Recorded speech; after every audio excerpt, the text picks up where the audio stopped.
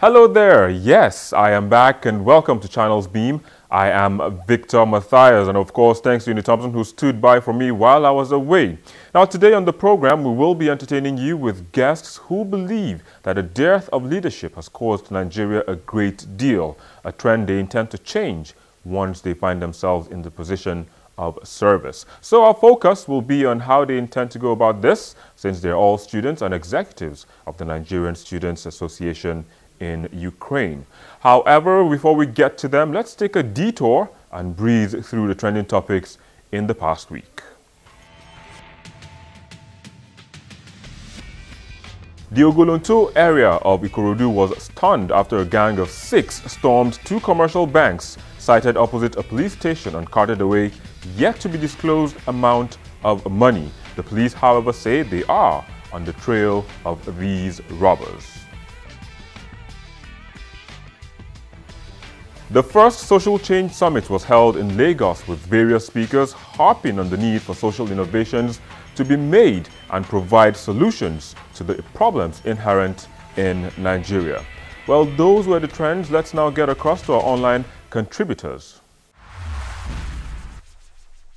Oh, to a certain level, I think I agree much to what Mr. Victor has said.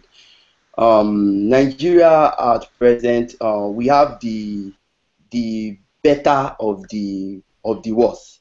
You know, when you talk of change, not necessarily I won't call this a change, but I would just call it a better of the worst we could have had. You know, at least we have a government that has the direction, not a clueless government now. But I would just be careful also to just focus on our association here in Ukraine, because as he has said, we are here to learn. This is a learning ground for us. You know, it's a training ground for us, whereby we are brought here to learn what normally we might not be chanced to learn in Nigeria. Because not necessarily that there are no associations or where you could learn in quote as a leader in training, but just being enabled and being given the right atmosphere and right attitude to actually learn and perform. That's just what is lacking in Nigeria. To me, I see it as a change in Nigeria now with the current government. Although we cannot condemn completely the previous government, because they have done their own, let me say, part to their own level.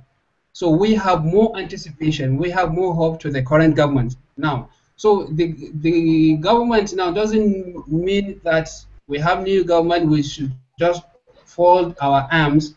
We have to wake up, we have to be ready at individual level to contribute to the process. What I think we should do. Personally, from my own side, with the level of experience I acquired from this country, my mission, my dreams is to go back to kind of influence the health sector in Nigeria to improve the life standard of Nigerians, because the way health system is in Nigeria, this child mortality rate, some infections, so many problems in Nigeria. So as a medical doctor, I hope by going there, my own quota, my own contribution as a medical professional, I will do my best at my individual level to help them. Most of our leaders, they are not there to serve us. Actually, they are there to serve their own pockets. I should believe when there's unity, you work together. But there's no unity in the leadership of Nigeria. So there's disunity. Everybody wants to be the head. Nobody wants to work. Nobody wants to serve. Nobody wants to bring positive change to the country. Everybody wants to gain that title. I'm the second man and the first man of Nigeria, which should not be so. What I believe is people are not God-fearing. People are not there to serve their own people. They are just there to do their own personal business, which is actually affecting the youth and it's affecting the whole country. If we can come together and serve our country, Nigeria will be one of the best countries in the world. But the point is that they are not doing it. So now the question now boils to, why are they not doing it? One answer to that: because the people who voted for them are not holding them responsible for their votes. You know, when you are not responsible to anything, you become irresponsible. And when you are irresponsible, that is where you see speakers going into the house to display toutish behaviors like fighting in the house. You know, it's absurd, because if those were my parents, I would say, okay, Daddy, I saw you today on channels, for example, you were throwing punches in the house. You know, what kind of morals are they teaching their children? What kind of examples are they showing to the public?